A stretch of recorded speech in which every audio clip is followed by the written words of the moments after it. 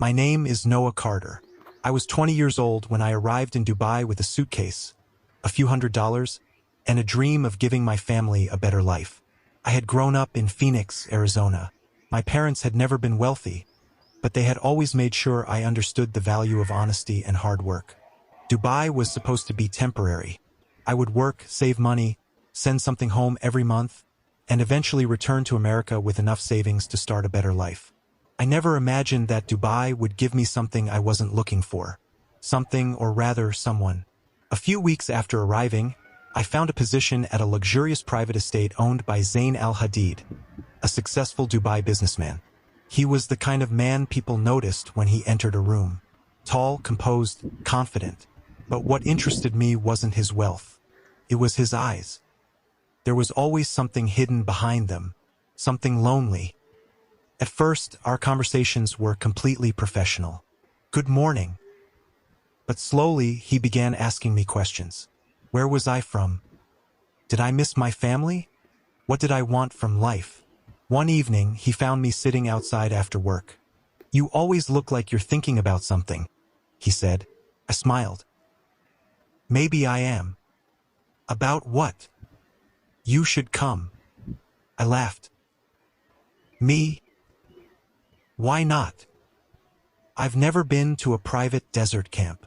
"Then it's time you saw one." That evening, we left Dubai. As the city lights disappeared behind us, the road became quieter. Eventually, the golden dunes appeared. The desert seemed endless. When we arrived at the camp, the sun was disappearing beneath the horizon. That night, the sky was filled with stars. We sat beside the fire. Tea warmed my hands. Zayn looked across the flames at me. "Do you know what I like about you?" I smiled. "You're going to tell me?" "You don't pretend." I looked down. "Neither do you." He raised an eyebrow.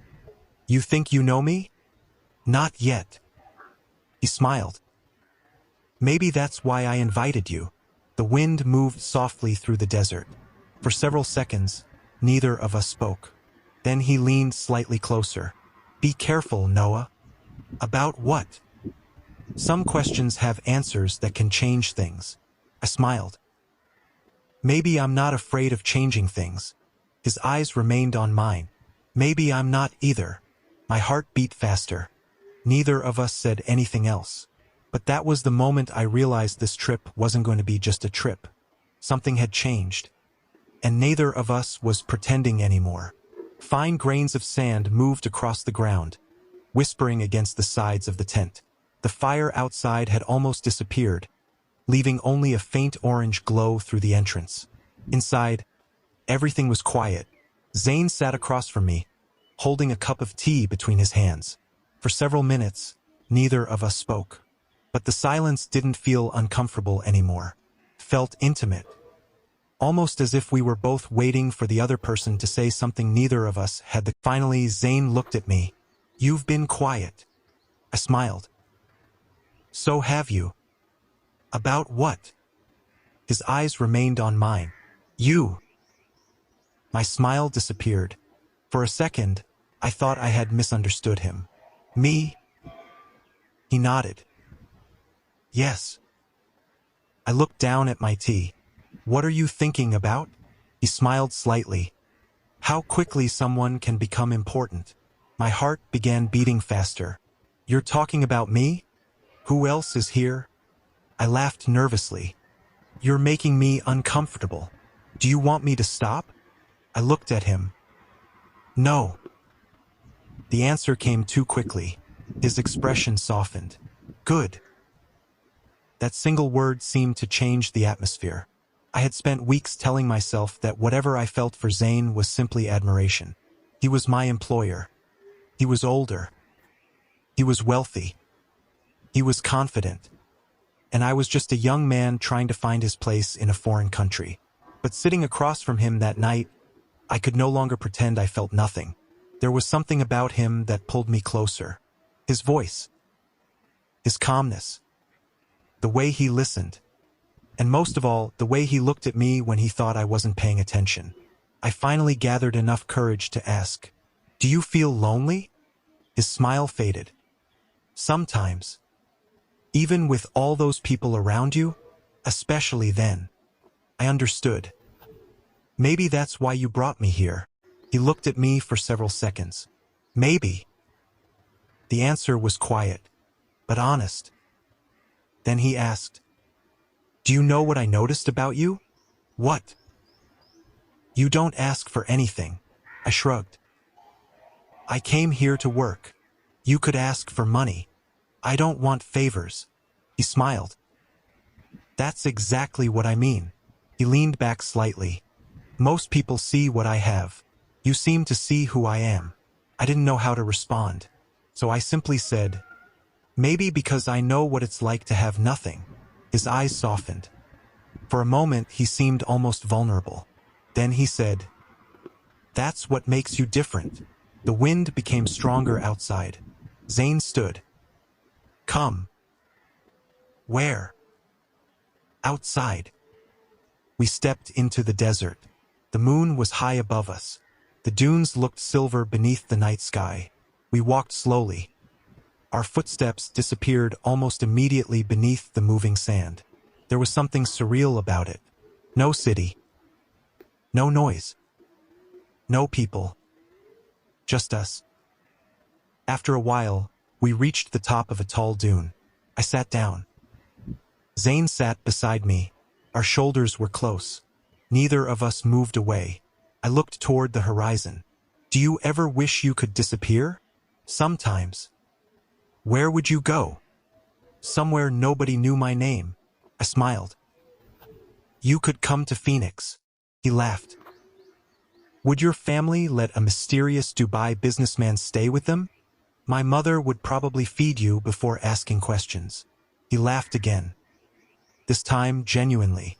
I liked seeing him like that, relaxed, free, human. After a moment, his laughter faded. He looked at me. "I would like to see your world one day." "You should."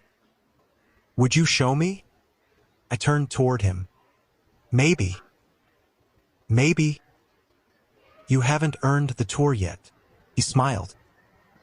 "And what would I have to do?" I raised an eyebrow. "Be a good guest." He leaned slightly closer. "And if I am? Then maybe I'll show you everything." His eyes held mine. For several seconds, neither of us spoke. The playful conversation had suddenly become something else. Something warmer. Something more serious. Zayn's voice became quieter. "Noah." "Yes." "Tell me honestly." "About what?" "Are you uncomfortable with the way I look at you?" My heart raced. I could have lied. Instead, I told him the truth. "No." His expression changed. "Good." He didn't move closer. He didn't need to. The space between us already felt different. Then he said, "I don't want to make you uncomfortable." "You don't." "I don't want you to think I'm taking advantage of your position here." "I don't." "You're sure?" I nodded. "I'm sure." His eyes softened. "Then perhaps we understand each other." I smiled. "Perhaps." We remained there for a long time.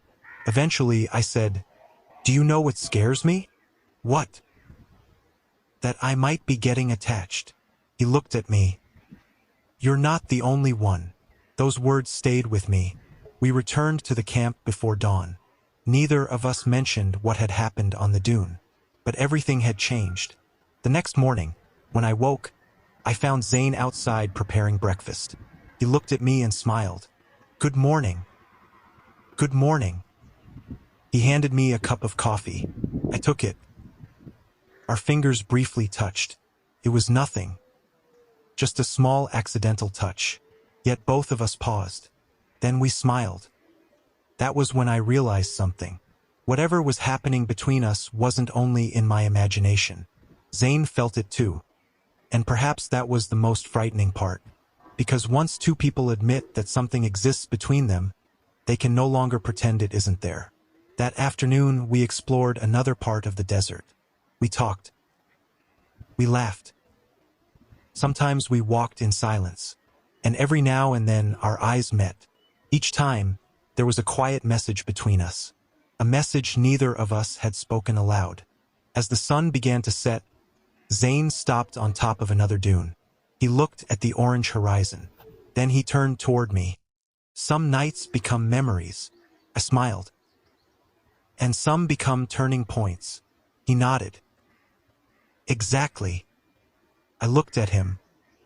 Which one will this be? He smiled. I think we already know. The sun disappeared behind the dunes. The sky slowly turned dark. And beneath the first stars of the evening, I realized that the night in the desert had given us something neither of us had expected. Not a promise. Not an answer. Just the courage to admit that what we felt was real. The morning after our second night in the desert, everything felt different. Nothing had happened that could be explained in a single sentence. There had been no dramatic confession, no promises, no words that could define what we were becoming. And yet, I knew something had changed. Zayn knew it too. When we returned to Dubai, the familiar city seemed louder than before. Cars filled the roads. Buildings rose into the sky. People moved quickly from one place to another. But I felt strangely disconnected from all of it. My mind was still in the desert, still on that dune, still remembering the way Zayn had looked at me when he asked whether I was uncomfortable with his attention. And most of all, I remembered my own answer.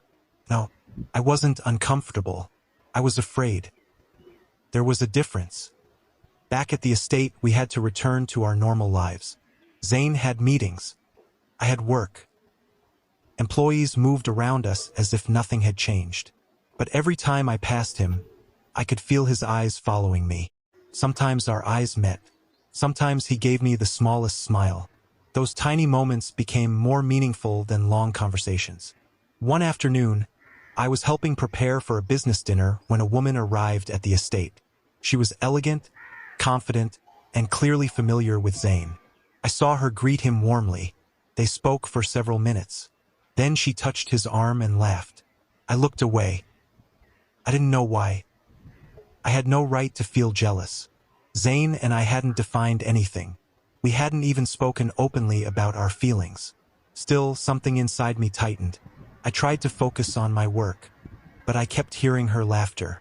Later that evening, I saw them walking through the garden together. I immediately turned in the opposite direction. That night, I couldn't sleep. Maybe she was a business partner. Maybe a family friend. Maybe someone from his past. But knowing that didn't make the feeling disappear. The following morning, Zayn found me near the kitchen. You've been avoiding me. I've been working. He looked at me. Noah. What? Look at me. I did. His expression was serious. Did I do something?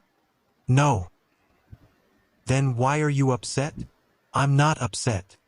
He smiled slightly. You are a terrible liar. I sighed. It's nothing. Tell me. I hesitated. Then I asked, who was she? His expression changed. Who? The woman yesterday. He stared at me for a moment. Then, unexpectedly, he smiled. Are you jealous? My face became warm. No. You're sure? Absolutely. He stepped slightly closer. You don't sound convincing. I looked away. She was a family friend. That's all. That's all. I nodded. I tried to hide my relief, but Zayn noticed. His smile became softer. You were jealous. I said I wasn't. You don't have to be. I looked at him. Why? Because she's not the person I'm thinking about. My heart skipped. Then, who are you thinking about? He held my gaze. You already know. For a moment, I couldn't breathe normally. Then someone called his name from the hallway. The moment disappeared. Zayn stepped back. I have to go. I nodded. Before leaving, he looked at me again. Don't doubt yourself. Then he walked away. I remained there, trying to understand what had just happened. That evening, Zayn asked me to meet him on the terrace. Dubai's skyline glittered below us. The air was warm. He stood near the railing. "I owe you an explanation." "You don't owe me anything." "Maybe I don't." He turned toward me. "But I want you to know where I stand." I waited. "The woman you saw yesterday was connected to my family." I nodded. "My family wants me to consider marriage." The words landed heavily. I tried not to show it. "Are you going to?" "I don't know." The answer hurt. He noticed. "Look at me." I did. "I haven't agreed to anything. But you might." "Maybe." I looked toward the city. "I understand." "Noah. It's your life." "Yes." "And your family matters." "Yes." "So what do you want from me?" He was silent. Then he said, "Honesty." I turned toward him. "What kind of honesty?" "The kind where you tell me what you're feeling." I swallowed. "I don't know if I should." "Why?" "Because you're my employer." He nodded slowly. "That's fair." "And because your life is complicated." "That's also fair." "And because I don't want to become a problem for you." His expression softened. "You are not a problem." "Then what am I?" He came a little closer. "You are the person who made me question whether I was living the life I actually wanted." I looked at him. Neither of us spoke. Then I finally said the words I had been keeping inside. "I care about you." His eyes softened. "I care about you too." The silence that followed felt different. There was no confusion anymore. We both knew. But knowing didn't make everything easy. It made everything more complicated. Because feelings could be simple, lives were not. The next few weeks were difficult. Zayn became increasingly busy. His family expected decisions. His business demanded his attention. And I began to wonder whether there was any place for me in his future. One evening, I found him sitting alone in the garden. He looked exhausted. I sat beside him. "You okay?" He smiled weakly. "Not really." I waited. "I have spent my whole life trying to make everyone happy. And now I'm tired." I looked at him. "You don't have to solve everything tonight." He looked at me. "You always make things sound simple." "They aren't simple." "Then why do you say them?" "Because sometimes complicated things need simple truths." He smiled. "What truth?" I thought for a moment. "Don't choose a life that makes you unhappy just because it makes everyone else comfortable." He looked down. Then he whispered, "And what if choosing myself hurts people? Then you'll have to decide what kind of pain you can live with." He looked at me for a long time. Then he reached for my hand. His fingers gently closed around mine. It was a simple gesture. Nothing dramatic. But it felt more intimate than anything we had shared before. I didn't pull away. Neither did he. We sat there in silence, our hands together beneath the night sky. For the first time, I wasn't afraid of what I felt. I was still afraid of the future, but not of him. Later that night, Zayn walked me to the entrance of my building. Before I went inside, he said, "Noah." I turned. "I don't know where this is going." "Neither do I. But I don't want to lie about it anymore." I smiled. "Neither do I." He nodded. "Then let's take it one day at a time." I smiled. "One day at a time." I walked inside. Before closing the door, I looked back. He was still standing there, watching me. And in that moment, I understood something. Love doesn't always begin with certainty. Sometimes it begins with two people admitting that they're scared and choosing not to walk away anyway. But we still didn't know what the future held, because waiting for us beyond that night was a decision that could change everything. For the next few days, Zayn and I tried to live normally. It wasn't easy. Once you know that someone cares about you, every small moment begins to carry meaning. A simple message could change my entire mood. A brief glance across the room could make my heart race. And whenever Zayn had to leave for a meeting, I found myself wondering when he would return. But there was something else. His family had begun putting pressure on him. I could see it in the way he spoke on the phone, in the long meetings behind closed doors, in the exhaustion that appeared on his face whenever he returned home. One evening, he came back later than usual. I was outside when his car arrived. He stepped out and immediately looked toward me. For a moment, his expression softened. Then he walked over. "You waited." I shrugged. "I was working." He smiled. "You always have an excuse." "Maybe." He stood beside me. Neither of us spoke. Finally, he said, "My family wants an answer." I knew what he meant. "About the marriage?" He nodded. "When?" "Very soon." I looked down. "What are you going to tell them?" He didn't answer. That silence frightened me. "You don't have to choose me," I said quietly. His eyes turned toward mine. "That's not what I want." "Then what do you want?" "You." The word was simple, but it carried everything. I felt my chest tighten. "Zayn." "I know." "You have responsibilities." "I know." "Your family." "I know." "Then why?" He stepped closer. "Because every time I imagine a future without you in it, something feels wrong." I didn't know what to say. He continued. "I spent years believing that having everything meant I was successful." He looked toward the city. "Then you came into my life and made me realize I had forgotten what happiness felt like." I looked at him. "That's a dangerous thing to say." "I know."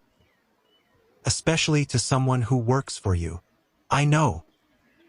"Then why are you saying it?" "Because I'm tired of being afraid." His honesty left me speechless. For a moment, the world seemed completely still. Then he gently took my hand.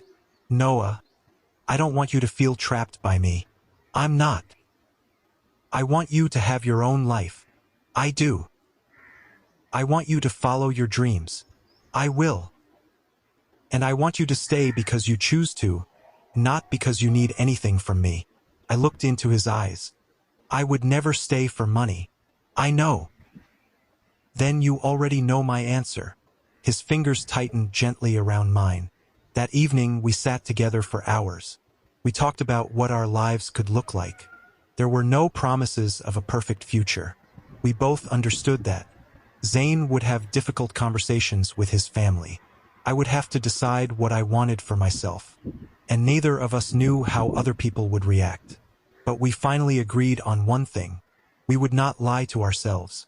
The following morning, Zayn met with his family. I didn't know what happened inside that room. I only knew that the meeting lasted for hours. When he finally came outside, his expression was exhausted. I approached him. "How did it go?" He looked at me. I told them the truth. My heart beat faster. And not everyone accepted it. I lowered my eyes. "I'm sorry." "Don't be." "What happens now?" "I don't know."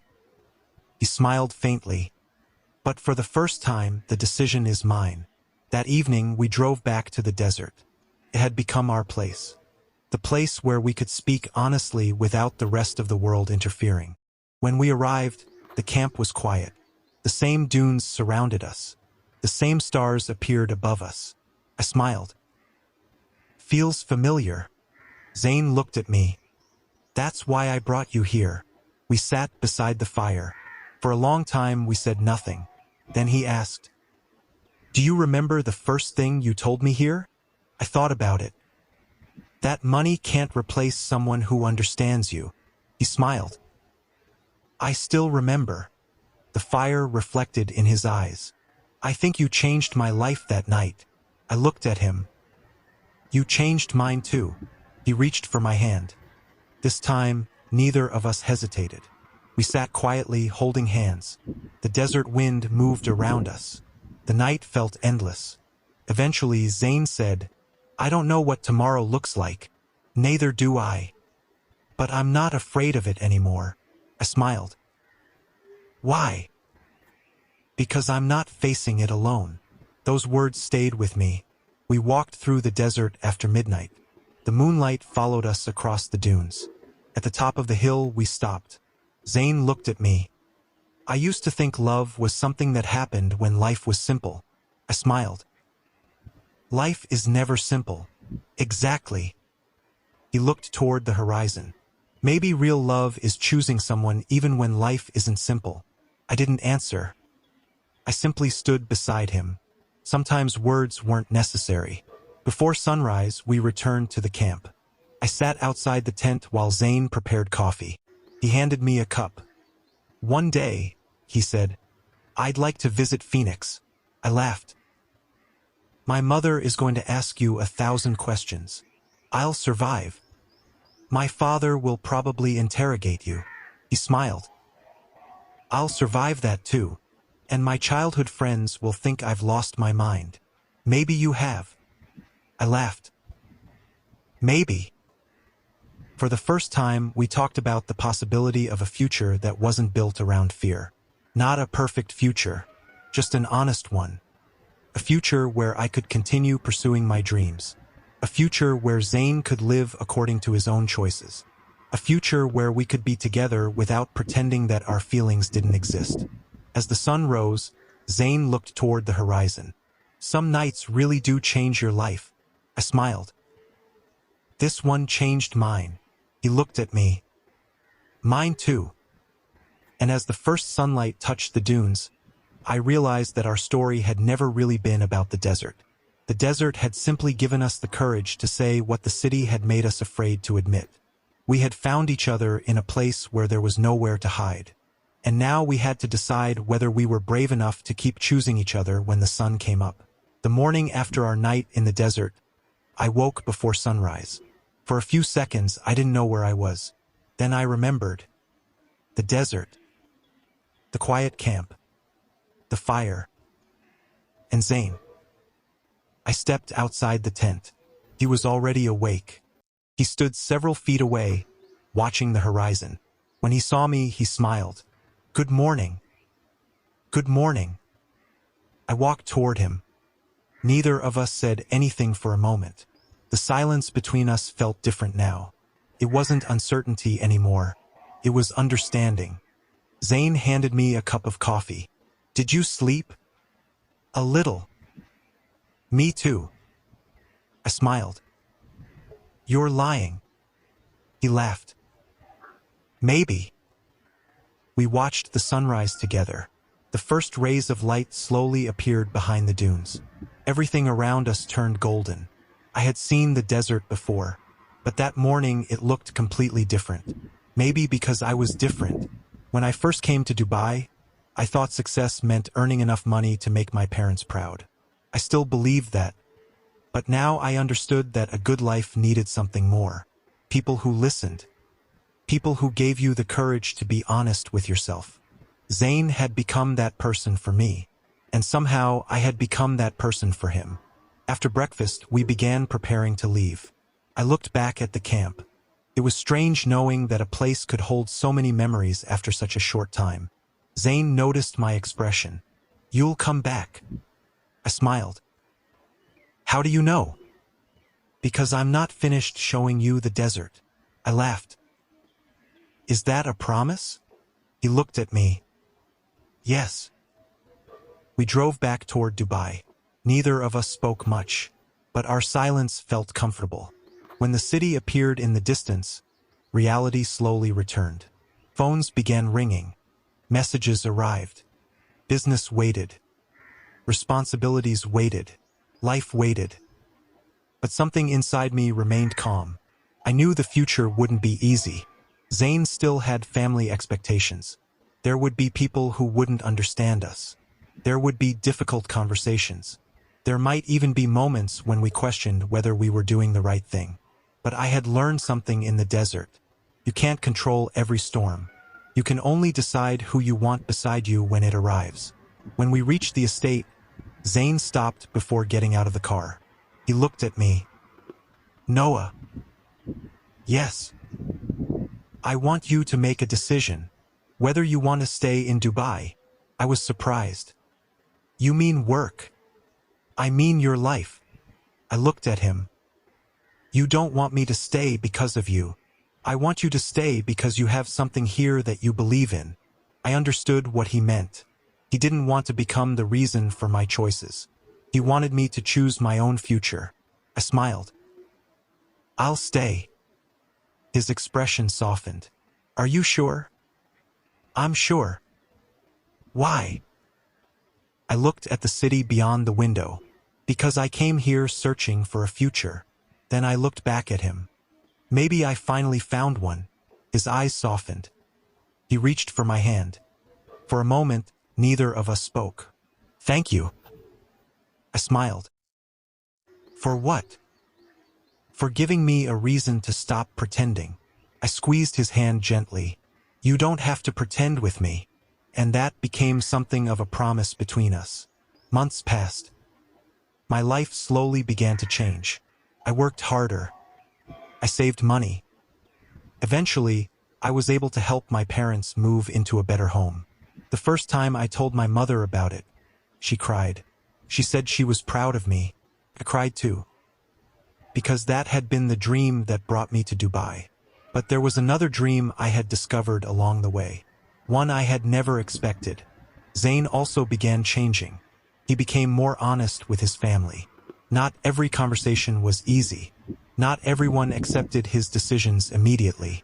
But he stopped living entirely according to other people's expectations. And slowly, things became better. Our relationship remained private for a while. Not because we were ashamed, but because some things are precious enough to protect until you're ready to share them. We learned to balance our lives. Some days were difficult. Some days were beautiful. And some days were completely ordinary. Those ordinary days became my favorite. Having coffee together. Talking about our plans. Arguing over which movie to watch. Laughing about things that wouldn't have made sense to anyone else. Sometimes we didn't even need to talk. Being together was enough. One evening, several months after our first desert trip, Zayn asked me to go with him again.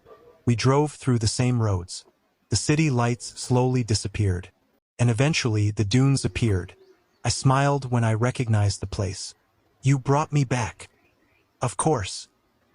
The camp looked almost exactly the same. We sat beside the same fire. Above us, the same stars filled the sky. Zayn looked at me. Do you remember what you told me that first night? I smiled. Which part? You said that people sometimes need someone who understands them. I nodded. Do you still believe that? More than ever. He looked at the fire. I think I finally understand what you meant. I looked at him. What? Being understood doesn't mean someone agrees with everything you do. He paused. It means they see the parts of you that you're afraid to show the world, and they don't walk away. My eyes became warm. I smiled. I think that's exactly what it means. We sat quietly. Then Zayn reached for my hand. I held his. The desert wind moved softly around us. For a moment, I thought about the young man who had arrived in Dubai with a suitcase and a dream. He had been afraid. He had felt alone. He had believed his future depended entirely on how much money he could earn. He had no idea that one invitation would lead him to a desert camp. He had no idea that a mysterious businessman would become the person he trusted most. He had no idea that one quiet night beneath the stars would change the direction of his life. I looked at Zayn. Do you ever regret inviting me here? He smiled. Never. Even after everything? Especially after everything. I laughed softly. That first night, I thought I was taking you to the desert. And now I think the desert brought us together. I smiled. Maybe it did. The night grew colder. We stayed beside the fire. No dramatic promises were needed. We already understood. Some stories begin with fireworks. Ours began with silence. Some relationships begin with certainty. Ours began with questions. And some people meet when everything is perfect. We met when both of us were searching for something we couldn't name. I had been searching for a future. Zayn had been searching for freedom from a life chosen for him. Neither of us knew that we would find understanding in each other. Years later, I would still remember those first nights in the Dubai desert. The stars, the wind, the fire, the long conversations, the nervous smiles, the questions neither of us knew how to answer, and the moment when we finally stopped pretending that there was nothing between us. If someone asked me what that night changed, I wouldn't say it gave me a perfect life. It didn't. Life remained complicated, but it gave me something more valuable. It taught me that happiness isn't always found where you expect it.